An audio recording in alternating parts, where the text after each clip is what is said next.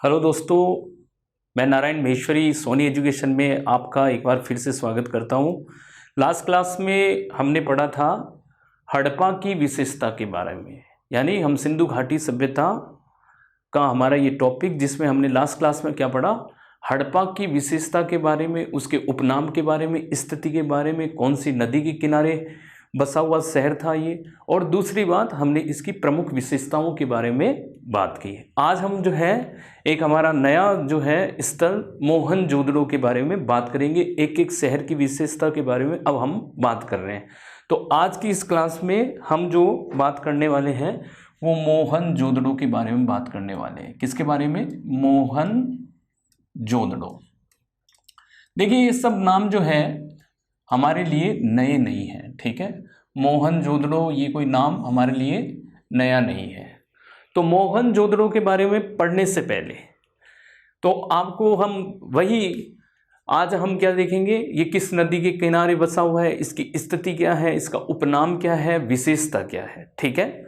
तो जैसे बात करते हैं मोहनजोदड़ो। मोहनजोदड़ो के बारे में मैं आपको पहले कुछ जो है सामान्य जानकारी दे देता हूं जो आपके एग्जाम में पूछी जाती है। जैसे कि सिंधु सभ्यता का, यानी कि सिंधु घाटी सभ्यता का सबसे बड़ा स्थल या सबसे विशाल स्थल कौन सा है, अगर आपके एग्जाम में पूछ लें तो हम कहेंगे सिंधु घाटी सभ्यता का सबसे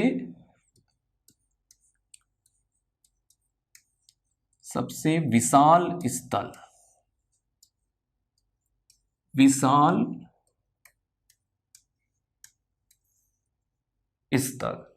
सबसे विशाल स्थल, ठीक है। तो सबसे विशाल स्थल जो है सिंधु घाटी सभ्यता का वो हमारा है मोहनजोदड़ो। अगर जैसे फॉर एग्जांपल आपसे ये पूछ लें कि सिंधु घाटी सभ्यता का सबसे विशाल स्थल आ गया हमारा मोहनजोदड़ो, और आपसे ये पूछ लें कि सिंधु घाटी सभ्यता का भारत में सबसे बड़ा विशाल स्थल कौन सा है और सबसे बड़ा स्थल कौन सा है, क्योंकि दोस्तों ये जो सभ्यता है वो 3 देशों में है, पाकिस्तान, अफगानिस्तान और हमारा प्यारे भारत में है।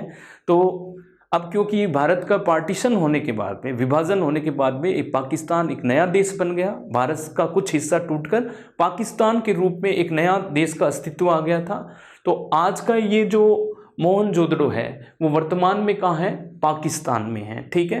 तो भारत में सिंधु घाटी सभ्यता का विशाल स्थल जो है राखी गढ़ी है। कुछ सालों पहले जो हम कह सकते हैं धोलावीरा भारत में जो है विशाल स्थल के रूप में माना जाता था, बट 2014 के बाद में, ठीक है, भारत सरकार ने अपने गेजेट में ये लिख दिया कि भारत में अब जो वर्तमान में सिंधु घाटी सभ्यता का जो सबसे विशाल स्थल है वो कौन सा है? राखी गढ़ी है, हरियाणा में। जब हम बात करेंगे तो मैं डिटेल में बात करूंगा। अभी सिर्फ मैं ये बताने के लिए, पूरी सिंधु सभ्यता का बोल दें तो सबसे विशाल स्थल कौन सा है? मोहनजोदड़ो। और ये पर्टिकुलर पूछ लें, सिर्फ भारत के लिए ही पूछ लें कि भारत में सिंधु घाटी सभ्यता का सबसे विशाल स्थल कौन सा है? राखी गढ़ी। तो भारत में विशाल स्थल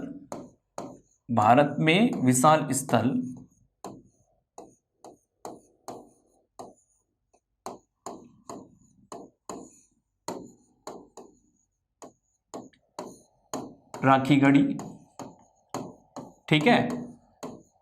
तो ये कुछ जैसे मोहनजोदड़ो का शाब्दिक अर्थ क्या है, ठीक है। तो मोहनजोदड़ो का शाब्दिक अर्थ ये एक सिंधी भाषा का शब्द है, ठीक है, जिसका मतलब होता है मृतकों का टीला या प्रेतों का टीला। कि मोहनजोदड़ो का शाब्दिक अर्थ है मृतकों का टीला या प्रेतों का टीला। तो शाब्दिक अर्थ में हम कह सकते हैं मृतकों का टीला, ठीक है, मृतकों का टीला या प्रेतों का टीला,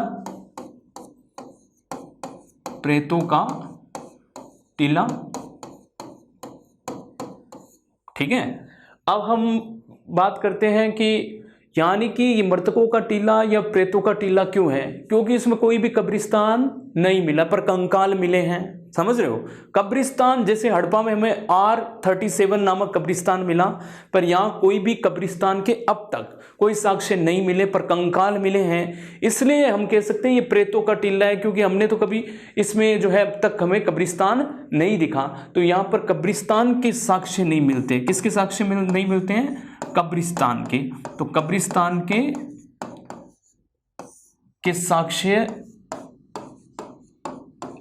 साक्ष्यों का अभाव, इसलिए इसको प्रेतों का टीला कहा जाता है, अभाव। ठीक है दोस्तों, तो ये कुछ मैंने जो है जानकारी दी है जो आपके एग्जाम में पूछा जाता है। ये कौन सी भाषा का शब्द है? तो ये सिंधी भाषा का शब्द है मोहनजोदड़ो, यानी सिंधु घाटी सभ्यता का सबसे बड़ा या विशाल स्थल कौन सा है? मोहनजोदड़ो है। भारत में जो है सबसे बड़ा स्थल कौन सा है? हमने कहा राखीगढ़ी। ठीक है, राखीगढ़ी ये सबसे बड़ा स्थल है। फिर इसका शाब्दिक अर्थ मैंने बताया मृतकों का टीला। ठीक है, फिर हमने बताया प्रेतों का टीला। ठीक है, इसके बाद में कब्रिस्तान के साक्ष्य के अभाव नहीं है। अब हम इसके जो है वैसे ही हम जो हमारी जो है लास्ट क्लास में हम पढ़ रहे थे कि इसकी स्थिति, नदी, उपनाम, विशेषता सबके बारे में बात करते हैं। तो अब हम बात करते हैं इसकी स्थिति। तो मोहनजोदड़ो की जो स्थिति है, ठीक है, यानी कि स्थान जो है वर्तमान में, हमने पहले भी बात की है कि स्थान कहाँ है कि सिंध प्रांत के, हड़प्पा, मोहनजोदड़ो ये सिंध प्रांत,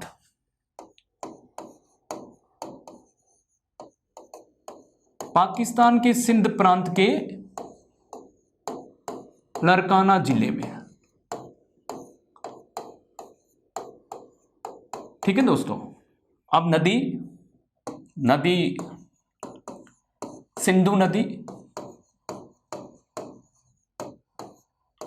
सिंधु नदी कौन से तट पर? सिंधु नदी के दाएं तट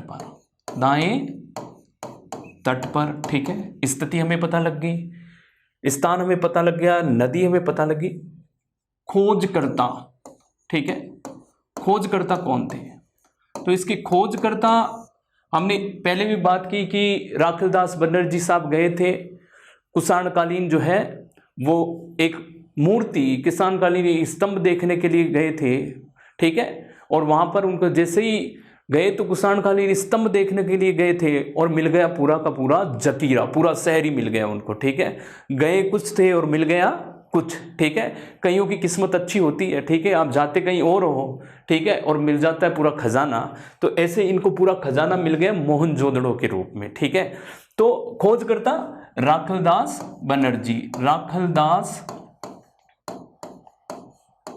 बनर्जी।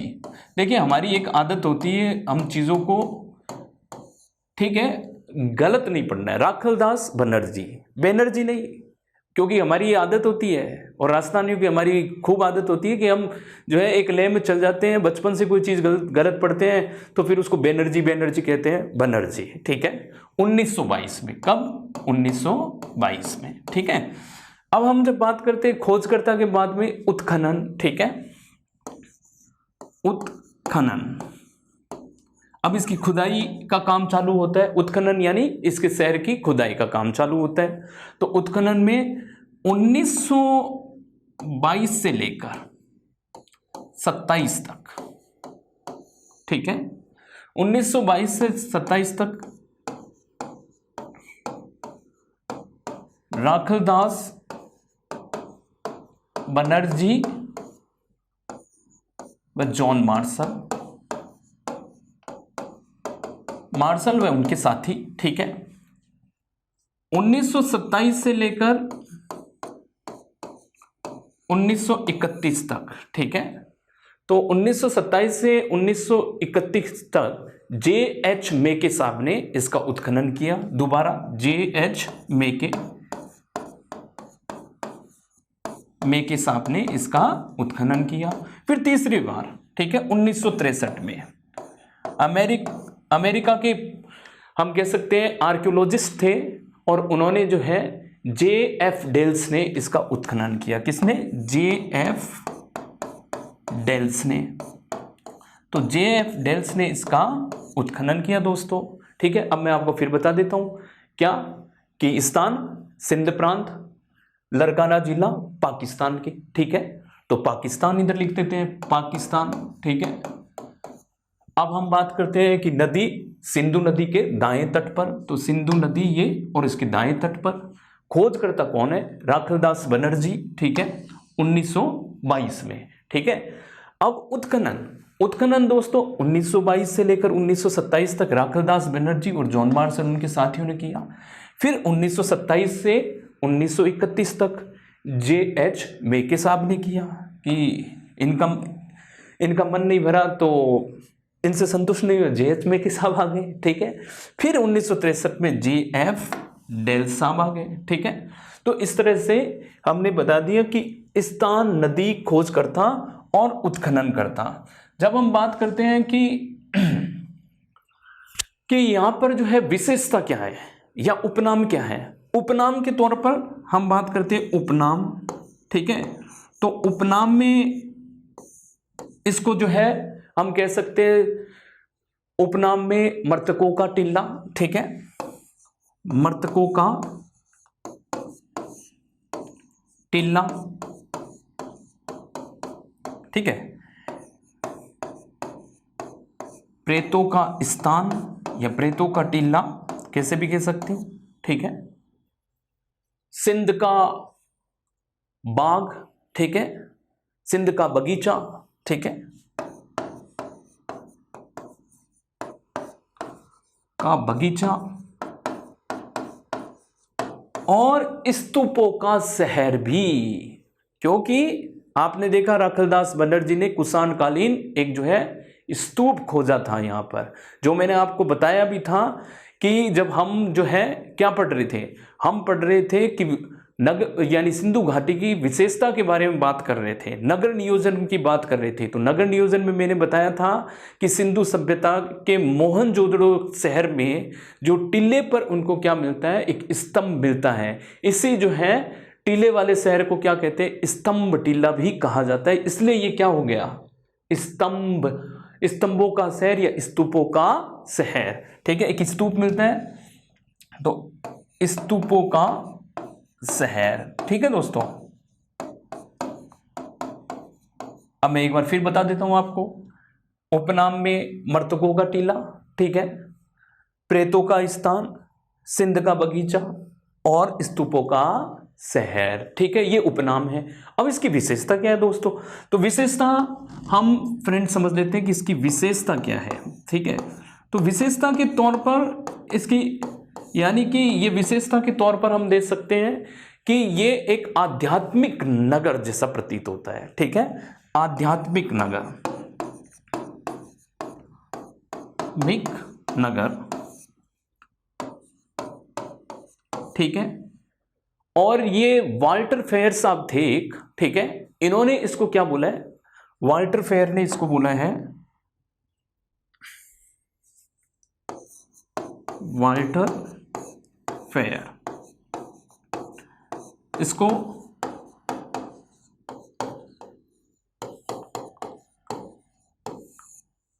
इसको आनुष्ठानिक नगर कहा है। क्या कहा है, आनुष्ठानिक नगर, ठीक है। इसमें अनुष्ठान होते थे। ये क्यों होते थे, ये किस लिए कहा है, वो हम आगे अभी बात करेंगे। अभी आप ये समझो उपनाम और इसकी विशेषता के बारे में हम बात कर चुके हैं, ठीक है। अब हम बात करते हैं कि यहाँ पर मिलने वाले महत्वपूर्ण साक्ष्यों के बारे में मैं बात करता हूँ। तो बहुत आसान है, बहुत सरल है, चीज़ों को ध्यान से देखिए, पोज कर कर के जो है लेक्चर को सुनिए और इसमें अपने नोट्स बना लीजिए, ठीक है। अब हम हमारी अगली स्लाइड पर हम देखते हैं कि मैं यही लिखता हूँ विशेषता के बारे में, ठीक है, कि जब हम विशेषता की बात करते हैं, ठीक है,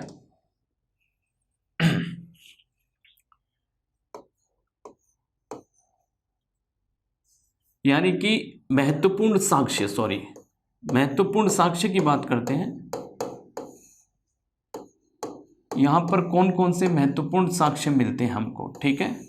तो महत्वपूर्ण साक्ष्य में दोस्तों कि जब आप सिंधु घाटी सभ्यता के मोहनजोदड़ो शहर की बात करते हो, तो इसी मोहनजोदड़ो शहर में मैंने आपको बताया कि मोहनजोदड़ो शहर भी जो है वैसे ही इसका नगर नियोजन देखने को मिलता है जो हमको हड़प्पा में इस नगर नियोजन देखने को मिलता है, पश्चिमी टीला और पूर्वी टीला, ठीक है। तो जब हम गढ़ी क्षेत्र भी बोलते हैं पूर्वी टीले को, क्योंकि वहाँ पर गढ़ बनाए हुए थे।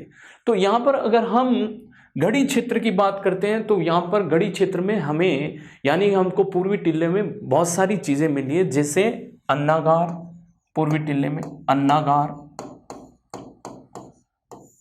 पुरोहित आवास,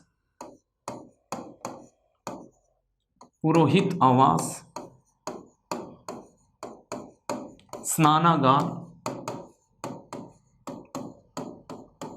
और सभा भवन।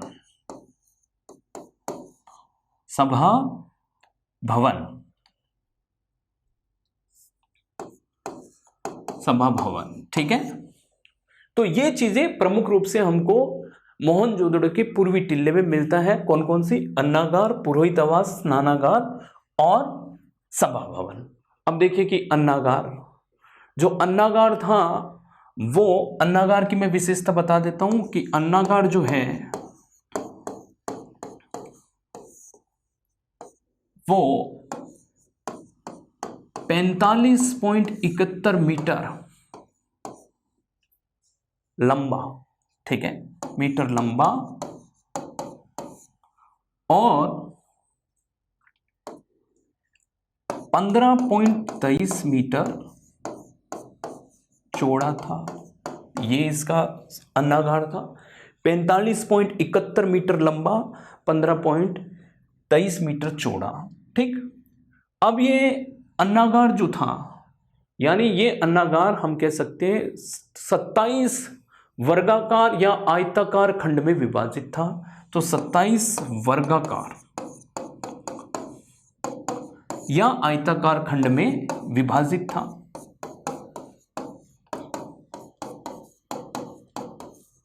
ठीक है, तो ये 27 वर्गाकार खंड। अब इसमें एक और विशेषता, ठीक है, कि ये अन्नागार के रूप में 1950 में, ठीक है, मार्टिन व्हीलर ने इसको अन्नागार कहा। ठीक है, 1950 में मार्टिन व्हीलर,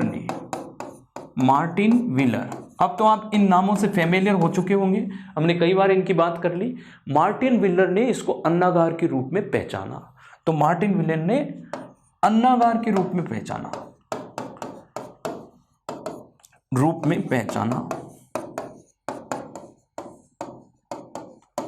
ठीक है दोस्तों।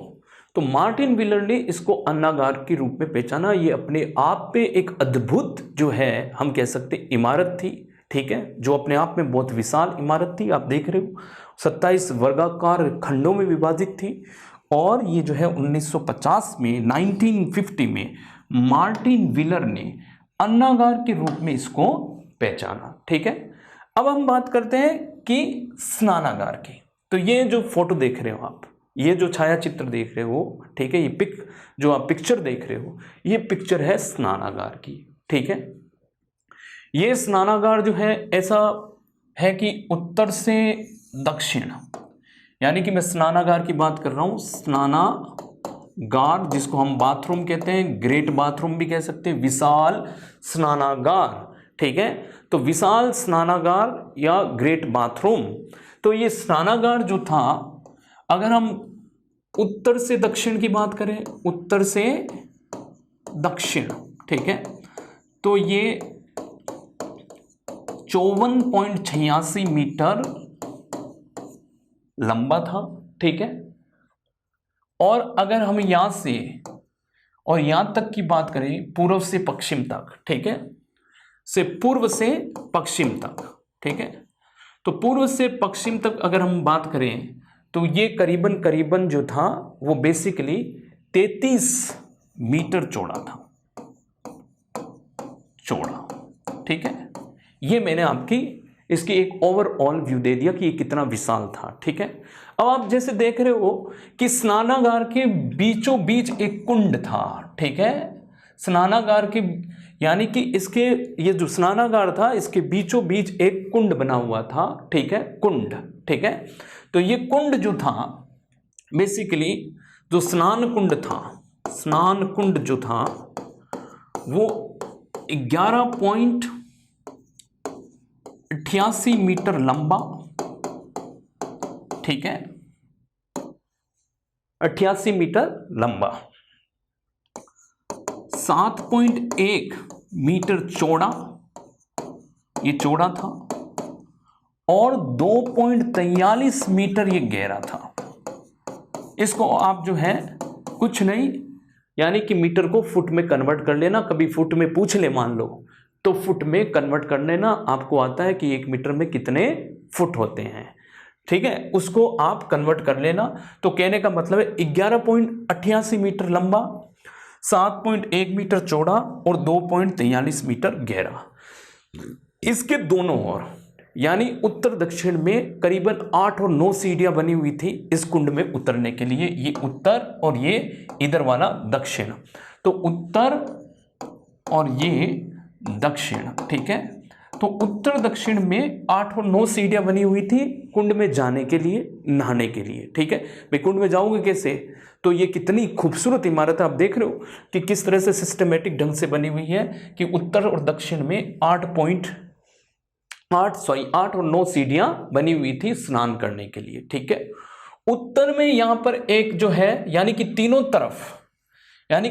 तरफ इसके बरामदे थे, ठीक है। तो हम कह सकते तीनों तरफ इसके यानी कि बरामदे थे, यानी इसको छोड़ दीजिए, तीनों तरफ इसके बरामदे थे कि स्नानागार के कुंड के तीनों तरफ जो है क्या थे, बरामदे थे, ठीक है। और बरामदे थे, बरामदों के पीछे यहां पर जो है ये बरामदे, ठीक है, और इधर क्या बने हुए थे, बरामदे के पीछे यानी कि हम कह सकते हैं कमरे बने हुए थे, बरामदे के पीछे कमरे। तो तीनों तरफ बरामदे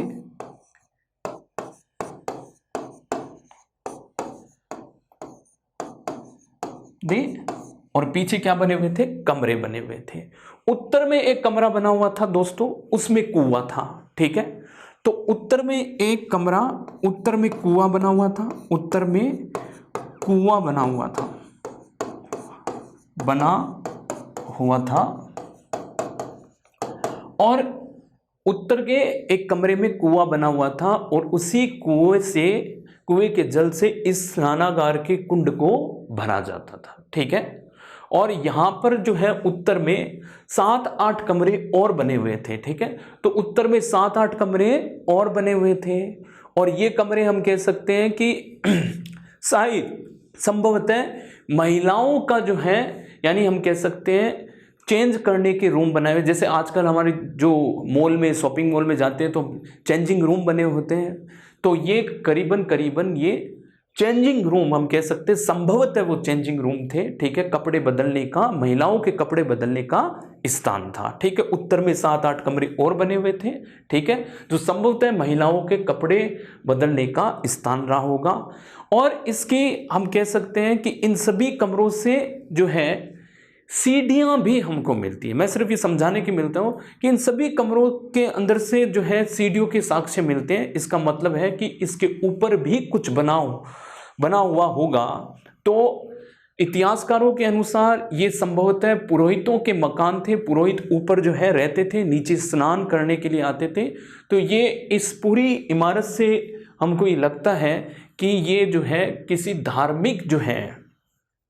धार्मिक अवसर पर काम ली जाने वाली इमारत थी। इसलिए सिंधु सभ्यता के मोहनजोदड़ो शहर को क्या बोला जाता है, अनुष्ठानिक नगर बोला जाता है, आध्यात्मिक नगर बोला जाता है, इस स्नान कुंड को देखकर कि यहाँ पर जो है सामूहिक जो है स्नान होता होगा। जैसे आज भी हमारे कई स्थलों में जो है सामूहिक स्नान होता है, जैसे हरिद्वार हो गया, ठीक है, प्रयागराज हो गया। यहाँ पर हम क्या करते हैं, हमारी धार्मिक मान्यता है, हम वहाँ पर जाते हैं, सामूहिक रूप से डुबकी लेते हैं। तो इसके हम कह सकते हैं कि आध्यात्मिक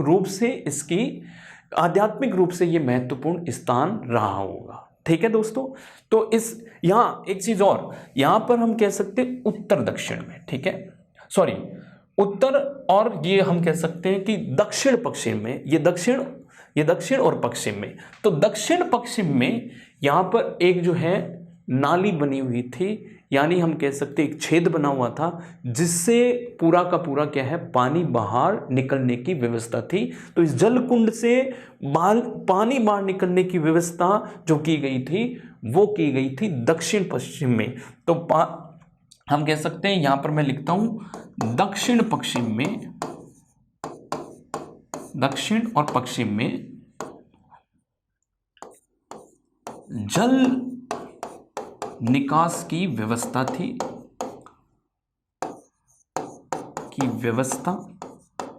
ठीक है। तो हमारे जो एग्जाम में पूछे जाने वाले जितने भी सवाल होते हैं यहाँ पर लगभग हमने ये सारी चीजें देख ली। हमारे एग्जाम में इस तरह के सवाल पूछे जाते हैं। फिर भी मैं एक बार आपको बता दूं, स्नानागार जिसको हम कहते हैं विशाल स्नानागार, इंग्लिश में इसको कह देते हैं ग्रेट बाथरूम्स, ठीक है। उत्तर से दक्षिण इसकी हम कहते हैं 54.86 मीटर और पूर्व से पश्चिम, ठीक है, तो इसकी हम कहते हैं 33 मीटर चौड़ा था।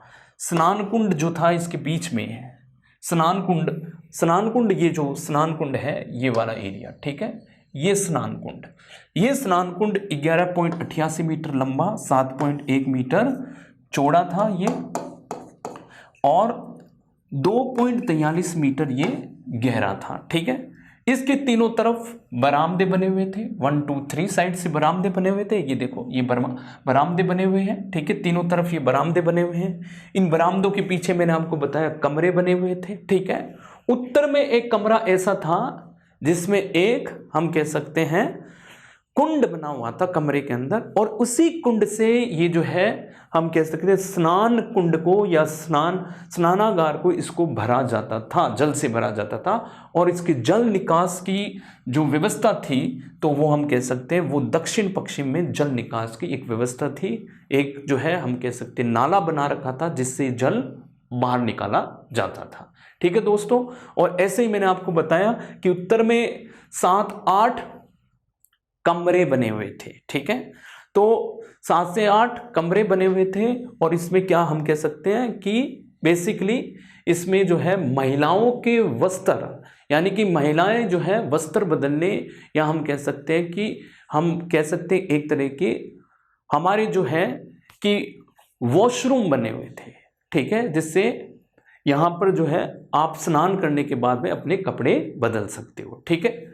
अब यहाँ जैसे मैंने आपको बताया इसमें प्रवेश द्वार जो थे वो उत्तर से दक्षिण में थे। उत्तर से दक्षिण में जल कुंड में उतरने के सीढ़ियां बनी हुई से 8 से 9 सीढ़ियां थी उत्तर से दक्षिण में, उत्तर में और दक्षिण में जल कुंड में नीचे उतरने के लिए, ठीक है दोस्तों।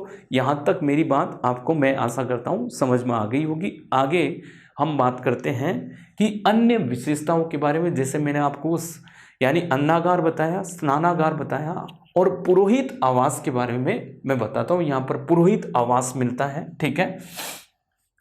पुरोहित आवास जो हमें मिलता है वो बेसिकली पुरोहित आवास,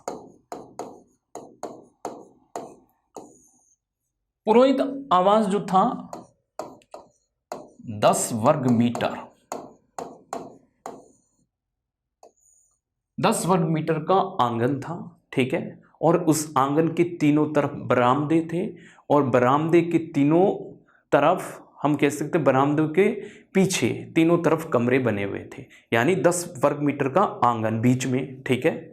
तो ये मान लीजिए ये आंगन है 10 वर्ग मीटर का, ठीक है, ये आंगन का क्षेत्र, ये बरामदे बने हुए हैं, इसके पीछे कमरे, ठीक है। तो ये बरामदे, इसके पीछे कमरे, ठीक है, इसके पीछे कमरे। तो ये 10 वर्ग मीटर का बरामदा यानी कि आंगन, और आंगन के तीनों तरफ बरामदे, ठीक है, और बरामदे के हम कह सकते हैं ये कमरे। तो ये कमरे, ये हम कह सकते बरामदे, ठीक है, और ये आंगन, ठीक है दोस्तों। और मेके ने इसे क्या कहा है, मेके ने इसे पुरोहितों का आवास कहा है। तो मेके ने पुरोहितों का आवास कहा, पुरोहितों का आवास, ठीक है दोस्तों। तो मेके ने इसे कहा है पुरोहितों का आवास। अब हम बात करते हैं विशाल सभागार की। देखिए इसमें मोहनजोदड़ो की यही विशेषता है दोस्तों कि यहाँ आपको बहुत विशाल इमारतें मिली है, ठीक है। विशाल इमारतें में कौन से आपने देखा, अन्नागार, ठीक है, अब स्नानागार, पुरोहित आवास, अब हम देख रहे हैं सभागार, ठीक है। तो सभागार अब हम देखते हैं। सभागार। सभागार जो थे 27 × 27 मीटर में फैले हुए थे, ठीक है, ये इनकी लंबाई चौड़ाई, ठीक है, और ये 20 स्तंभों का था, ठीक है, 20 स्तंभ देखे गए, 20 खंभों का बना हुआ था। इसमें 20 खंभे देखने को मिलते हैं, तो 20 स्तंभ देखने को मिलते हैं, या 20 स्तंभ देखने को मिलते हैं। तो 20 स्तंभ थे इसमें, ठीक है, 20 खंभे थे, ठीक है। तो अपने आप में बड़ा विशाल, जिस सभा भवन के 20 खंभे हो तो आप इमेजिन कर सकते हो कि वो बहुत ही बड़ा कोई कम्युनिटी हॉल जैसा रहा होगा, ठीक है, जिसमें हजारों लोग एक साथ बैठते होंगे, ठीक है। और मेके ने अपनी एक पुस्तक थी, मैं सिर्फ आपको बताने के लिए बोल रहा हूँ, मेके ने अपनी एक पुस्तक जिसका नाम था फर्दर एक्सकेवेशन एट मोहनजोदड़ो, ठीक है, मेके ने अपनी पुस्तक फर्दर एक्सकेवेशन एट मोहनजोदड़ो में इसे बाजार की तुलना की है। तो इस सभा भवन को क्या, उसमें क्या बताया उसने, मेके ने बताया ये कोई बाजार रहा होगा। तो मेके की पुस्तक फर्दर एक्सकेवेशन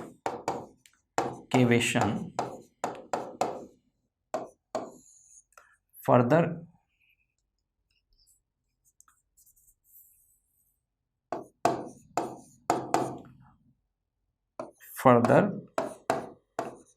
एक्सकेवेशन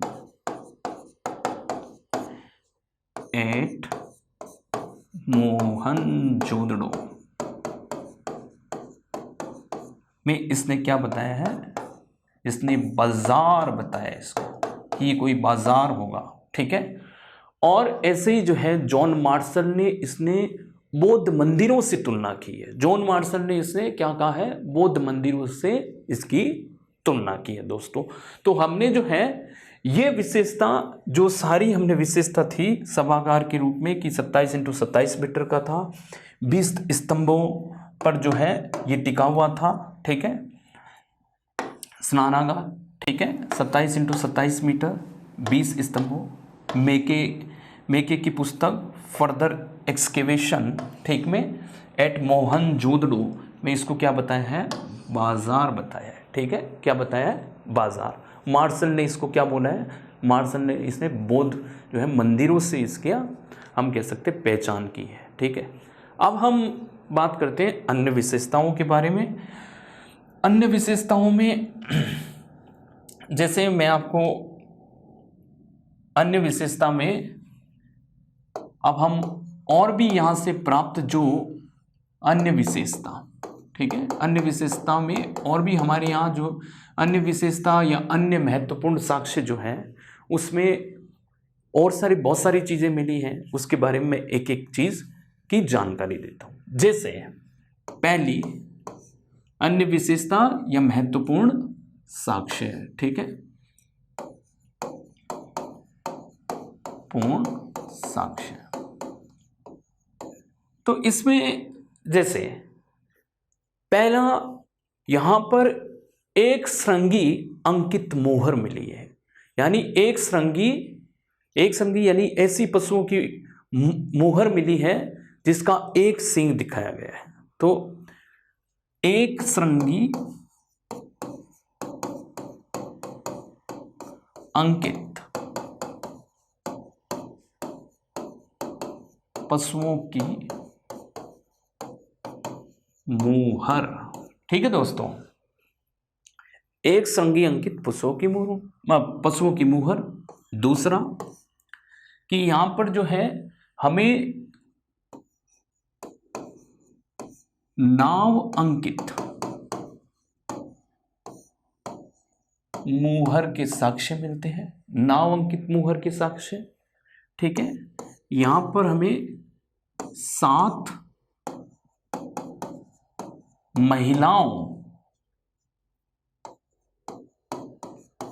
महिलाओं का चित्र मोहर पर मिलता है।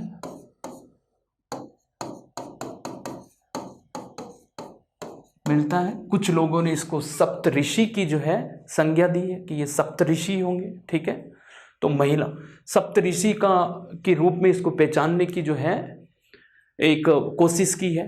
अब हम बात करते हैं यहाँ पर, ठीक है। यहाँ पर जो है हम कह सकते हैं दोस्तों 2 आरियां मिली है, 42 मीटर की एक तांबे की और 32 मीटर एक कांसे की, ठीक है। 2 आरियां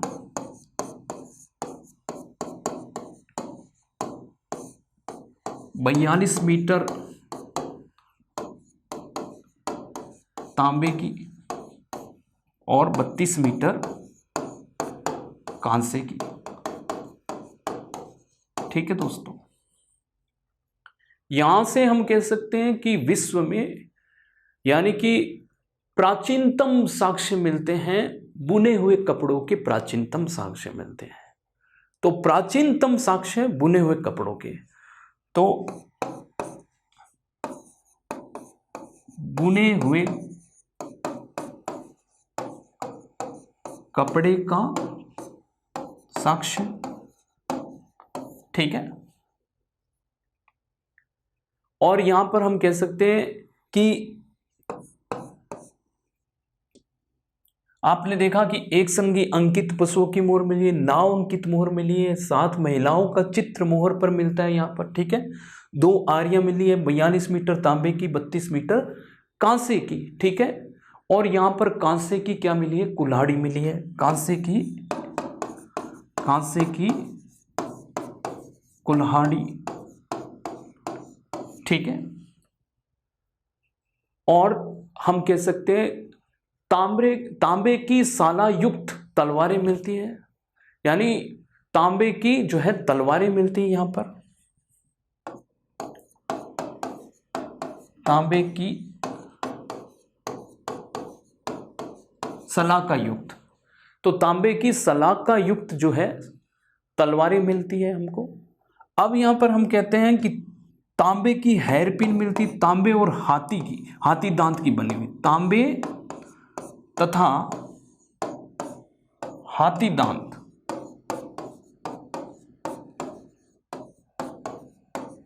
हेयरपिन मिलती है, ठीक है दोस्तों। यहां पर 6 हम कह सकते हैं भट्टी मिलते हैं, 6 भट्टे, मतलब कि हम कह सकते हैं ईंट के भट्टे मिलते हैं। तो 6 भट्टे मिलते हैं हमको, 6 भट्टे किसके, ईंट के। तो ईंट बनाने के 6 भट्टे मिलते हैं, ठीक है। और यहां 5 मेसोपोटामियम की बेलनाकार मूर मिलती है। तो 5 मेसोपोटामिया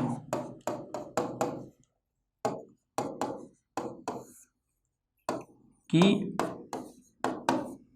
बेलनाकार मुहर, ठीक है। इसके अलावा यहां 78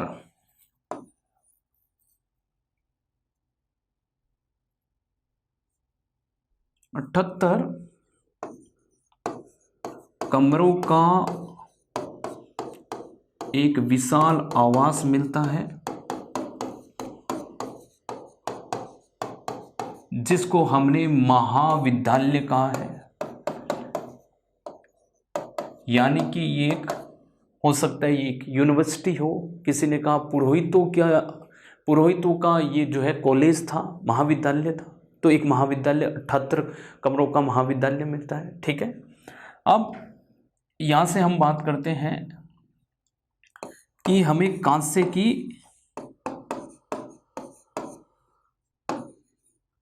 की नृत्य करते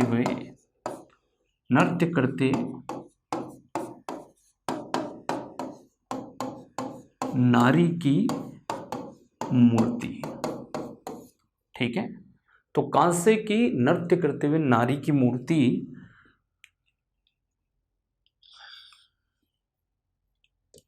ये देख लीजिए, ये देखो दोस्तों, ये एक नारी की मूर्ति मिली है, जिसको तीनों साइड से एक ही फोटो है, अलग अलग जो है हम कह सकते हैं अलग अलग एंगल से फोटो लिया गया है, तो कंफ्यूज होने की जरूरत नहीं है। तो आप देख रहे हो कि ये पूरी नग्न अवस्था में है, गले में एक हार पहन रखा है, ये देखिए आपको दिख रहा हो तो, ठीक है, यानी कि ये गले में हार पहने हुए हैं, सिर्फ गले में हार ठीक है। अब आप देख रहे हो कि इस स्त्री ने किस तरह से जो है गले में हार पहना हुआ है और बालों का जूड़ा है, ठीक है, बालों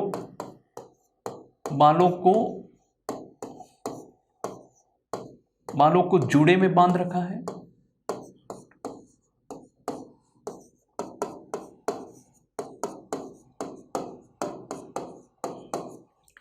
एक हाथ कुल्ले पर है इसका और दूसरा हाथ लटके हुए है और सर पीछे की तरफ है, ठीक है, तो सर पीछे की तरफ है, एक हाथ कुल्ले पर है, दूसरा लटका हुआ है, सर पीछे की तरह है।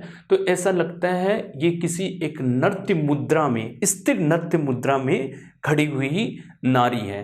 तो ये कोई स्थिर नृत्य मुद्रा में खड़ी हुई नारी है। जैसे देखिए आप ये हाथ, यानी कि इसका दायां हाथ कुल्ले पर है। कौन सा हाथ? दायां हाथ कुल्ले पर, ठीक है, तो दायां हाथ कुल्ले पर है, ठीक है, और जो है इसका बायां हाथ नीचे की तरफ लटक रहा है। तो बायां हाथ क्या कर रहा है, ये देखो, ये लटक रहा है बायां हाथ, तो बायां हाथ नीचे की तरफ लटक रहा है दोस्तों। तो गले में हार है, बालों को जुड़ों में बांध रखा है, ठीक है, और दायां हाथ कुल्ले पर है और सर पीछे की तरफ है। और ये हम कह सकते हैं कि एक अद्भुत मूर्ति है। सिंधु कला में मोहनजोदड़ो से प्राप्त कांसे की नृत्य करते हुए नारी की नग्न मूर्ति अपने आप में एक अद्भुत मूर्ति है, जो हमें ये बताता है कि हमारे पूर्वज जो थे वो बहुत ही अच्छे जो है आर्टिस्ट थे, हम कह सकते हैं बहुत ही अच्छे कलाकार थे, जिनको इस तरह की मूर्तियां बनाना आती थी। ठीक है दोस्तों, अब हम बात करते हैं कि हमें सिंधु यानी कि मोहनजोदड़ो से हमें जो है पशुपति महादेव अंकित मुहर मिली है। ठीक है, तो पशुपति महादेव अंकित मुहर, ठीक है, ये देख लीजिए। ये इसकी विशेषता ये है कि ये पशुपति महादेव अंकित जो मुहर है, पशुपति महादेव अंकित मुहर, ठीक है, ये मुहर किससे बनी है? सेल खड़ी से बनी हुई है। और आपसे एग्जाम में ये भी पूछ ले जाए, सिंधु सभ्यता में जो सबसे ज्यादा, यानी कि सिंधु सभ्यता में सबसे ज्यादा किस चीज की मुहर मिली है और या किस वस्तु से निर्मित मुहरें होती थी, तो आप कहोगे सेल खड़ी से हमें जो है मैक्सिमम अधिकतर जो मुहरें मिलती है वो सेल खड़ी से मिलती है। सेल खड़ी एक तरह का खनिज पदार्थ होता है जिससे पाउडर बनता है। ठीक है, सॉफ्ट खनिज पदार्थ होता है, ठीक है, जिससे पाउडर बनता है। तो मुहर किससे? तो पशुपति महादेव अंकित मुहर, और किससे? सेल खड़ी से बनी हुई थी, सेल खड़ी। ठीक है, अब इस मुहर में आपको देखने से पता चलता है कि एक जो है योगी जो है ध्यान की मुद्रा में बैठा हुआ है। देखो ये योगी ध्यान की मुद्रा में बैठा हुआ है। तो ये योगी ध्यान की मुद्रा में बैठा हुआ है जिसकी आंखें नीचे की तरफ झुकी हुई हैं। तो ध्यान की मुद्रा में बैठा हुआ है, ठीक है, आंखें नीचे की तरफ झुकी हुई है, और जिसके हम कह सकते हैं कि दाएं तरफ, यानी कि हम कह सकते हैं दाएं तरफ बाघ और हाथी का अंकन मिलता है। तो इस योगी के दाएं तरफ क्या मिलता है? बाघ और हाथी का अंकन। तो दाएं तरफ बाघ तथा हाथी, ठीक है, और जो है बाएं तरफ, दाएं तरफ तो क्या मिला? बाघ तथा हाथी, और दाएं तरफ मिला भैंसा और गेंडे का अंकन मिलता है। तो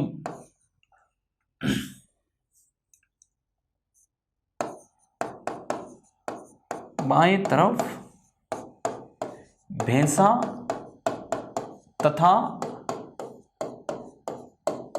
गेंडे का अंकन मिलता है, और इसके जो है कदमों के पास में, इसके पैरों के पास में 2 हिरण का चित्र मिलते हैं। क्या मिलते हैं? 2 हिरण के चित्र मिलते हैं। ये 2 हिरण, तो हम कह सकते हैं पैरों के नीचे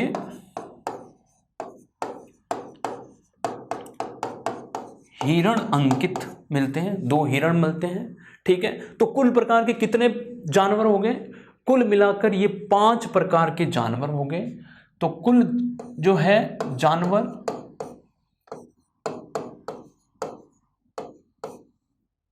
5 प्रकार के हुए कि नहीं हुए भाई? बाघ, हाथी, भैंसा, गेंडा और हिरण 5 प्रकार के। और अंकित कितने? और अंकित जो है जानवर कितने? 6 जानवर है। यानी कि हमको 6 चित्र मिलते हैं, और प्रकार कितने हैं? 5। तो जानवरों की इस सेलखड़ी में कितने चित्र मिलते हैं? तो आप कहोगे चित्र हमें सेलखड़ी में 6 मिलते हैं। ठीक है, और जानवर के प्रकार कितने? 5 प्रकार के जानवर हैं। ठीक है दोस्तों, ठीक है। आप अब देखोगे कि कलाई से लेकर यानी कंधे तक, कलाई से कंधे तक, ठीक है, इसने क्या पहन रखी है? चूड़ियां पहन रखी है। तो कलाई से कंधे तक ये योगी ने क्या पहन रखी है? चूड़ियां पहन रखी है। कलाई से कंधे तक, कलाई से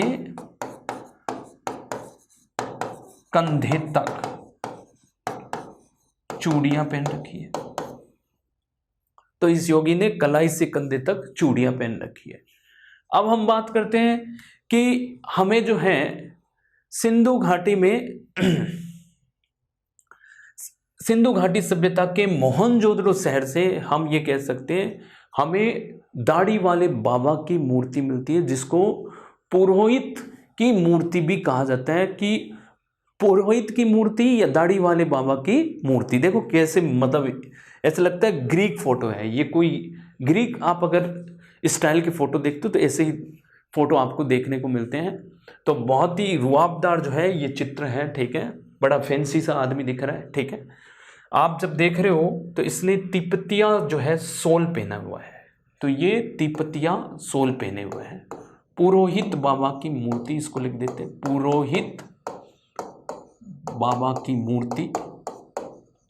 कई जगह इसको दाढ़ी वाले बाबा भी कहते हैं, मूर्ति। ठीक है, पुरोहित बाबा की मूर्ति में आप देख रहे हो कि तिपतिया सोल जो है देखने को मिलता है, यानी इसके दाएं कंधे पर तिपतिया सोल है। ठीक है, यानी दाएं कंधे तिपतिया सोल से ढका हुआ है।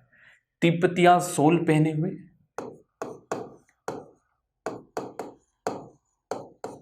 साल पहने हुए,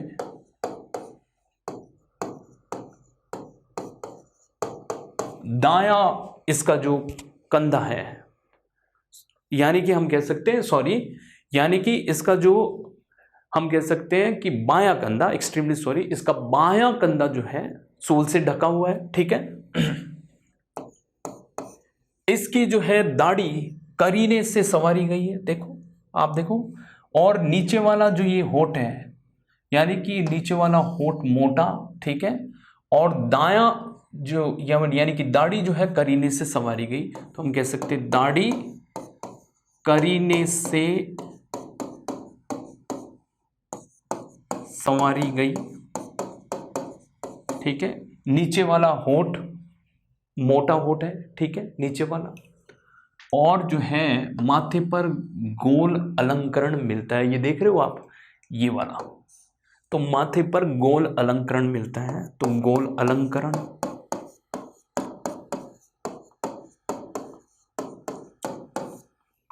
तो गोल अलंकरण जो है माथे पर, तो हम कह सकते हैं माथे पर गोल अलंकरण। एक बार फिर मैं बता देता हूं सारी चीजें। ठीक है, पशुपति महादेव अंकित मुहर मिलती है, जो कि सेलखड़ी से बनी हुई होती है।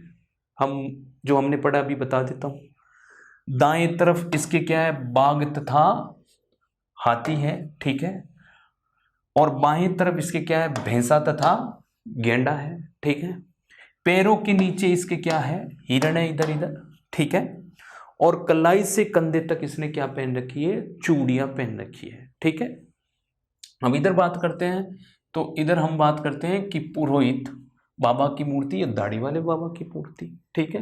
तिपतिया सोल पहने हुए, जैसे मैंने बताया कि इसका जो यानी लेफ्ट हैंड है या बायां हाथ है, बायां हाथ सोल से ढका हुआ है, ठीक है। दाढ़ी करीने से संवारी गई है, ठीक है। और माथे पर क्या है, गोल अलंकरण है। हाँ जी दोस्तों, यहाँ एक और चीज है कि जॉन मार्शल ने इसको क्या कहा है, यानी कि प्राक शिवा कहा है या आद्य शिवा की संज्ञा दी है। तो शिव से इसको प्राक शिवा की संज्ञा दी है कि प्राक शिव है, पशुपति महादेव है, तो जॉन मार्शल ने इसको प्राक शिव की संज्ञा दी है, ठीक है। अब हम बात करते हैं कि जो एक कुछ महत्वपूर्ण साक्ष्य और हमारे जो रह जाते हैं, जो मैं 2-3 जो महत्वपूर्ण साक्ष्य मुझे ऐसा लगता है एग्जाम में पूछे जा सकते हैं, उनके बारे में मैं बात कर लेता हूँ, ठीक है। वो ये कि मातृ देवी की मर्ण मूर्तियाँ मिलती हैं, ठीक है। मर्ण मूर्तियाँ भी यहाँ पर मिलती है, बंदर की मर्ण मूर्ति मिलती है, तो बंदर की मर्ण मूर्ति मिलती है, बंदर की मर्ण मूर्ति का मतलब होता है कि मिट्टी से बनी हुई मूर्ति, टेराकोटा से बनी हुई मूर्ति। टेराकोटा को ही इंग्लिश में जो है हम कह सकते हैं कि मिट्टी को टेराकोटा बोला जाता है। तो मर्ण मूर्ति कह दो, मिट्टी की मूर्ति कह दो, टेराकोटा की कह दो, कोई अंतर नहीं है, ठीक है। तो बंदर की मर्ण मूर्ति मिली है जो ऐसा लगता है ये तार से सरक रहा है, ठीक है, ऐसी मर्ण मूर्ति मिलती है। और हम कह सकते हैं मातृ देवी की मिट्टी की मूर्ति मिली है। एक मातृ देवी की मिट्टी की मूर्ति यहां से मिलती है जो ऊपर से मतलब हम कैसे अर्धनग्न अवस्था में मिलती है, ठीक है। और जो है नीचे स्कर्ट पहना हुआ है, तो उस एक मूर्ति मिली है मातृ देवी की जो नीचे स्कर्ट पहना हुआ है, ऊपर से नग्न अवस्था में है, गले में एक हार है, इस तरह की मूर्ति भी यहाँ से मिलती है, ठीक है। और हम कह सकते हैं कि एक मुहर पर, यानी कि एक मिट्टी की मुहर पर जो है हम कह सकते हैं दो बच्चों के, यानी कि दो बच्चों को, यानी कि हम कह सकते हैं कि दो बच्चों के साक्ष्य मिलते हैं, दो बच्चों की फोटो मिलती है, ठीक है। तो दो बच्चों के फोटो मिलते हैं, एक मुहर पर मिलते हैं, ठीक है, ठीक है। वो गुडालिया चलते हुए बताया गया है, ठीक है। तो उनको गुडालिया चलते हुए बताया गया है और उनके गले में हार है। इस तरह की मूर्तियां भी यहाँ पर मिलती है। और मेरे हिसाब से दोस्तों मोहनजोदड़ो से भी हमको क्या मिलता है, खेल का पासा मिलता है। तो पासा भी मिलता है, हड़प्पा से भी मिलता है, यहाँ से भी मिलता है पासा। हड़प्पा से भी दोस्तों मातृ देवी की मिट्टी की मूर्ति मिलती है। तो मिट्टी की मूर्तियां मातृ देवी की सबसे ज़्यादा सिंधु सभ्यता में जो मूर्तियां हमको जो मिलती है वो मातृ देवी की मिट्टी की मूर्तियां ही मिलती है। यहाँ चांदी के बर्तन मिलते हैं, ठीक है। तो चांदी का कलश यहाँ पर मिलता है, तो हम कह सकते हैं चांदी का कलश भी यहाँ से मिलता है, चांदी का कलश, ठीक है। चांदी का कलश भी यहाँ से मिलता है। तो मेरे हिसाब से हमने एग्ज़ाम के अनुसार आने वाली सारी चीज़ों को हमने देख लिया। मैं फिर एक बार अवशेषों की बात आपसे कर देता हूँ कि हमें कौन कौन से अवशेष जो है महत्वपूर्ण साक्ष्य यहाँ देखने को मिलते हैं, ठीक है। जैसे मैंने आपको बताया कि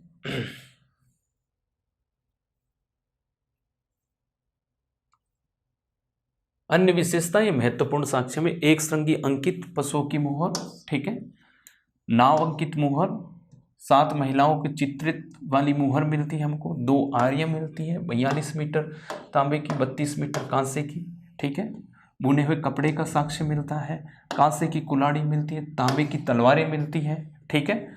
तांबे तथा हाथी दांत की हेयरपिन मिलती है, 6 भट्टे मिलते हैं, 5 मेसोपोटामिया की बेलनाकार मोहर मिलती है, 78 कमरों का विशाल आवास मिलता है जिसको महाविद्यालय के रूप में पहचाना गया है, कॉलेज यानी कि विश्वविद्यालय के रूप में पहचाना गया है, ठीक है।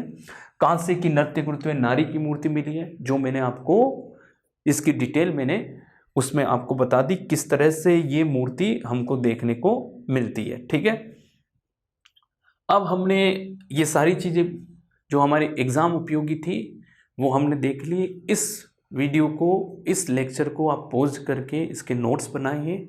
तब तक के लिए आप सेफ रहिए, सुरक्षित रहिए और हंसते रहिए।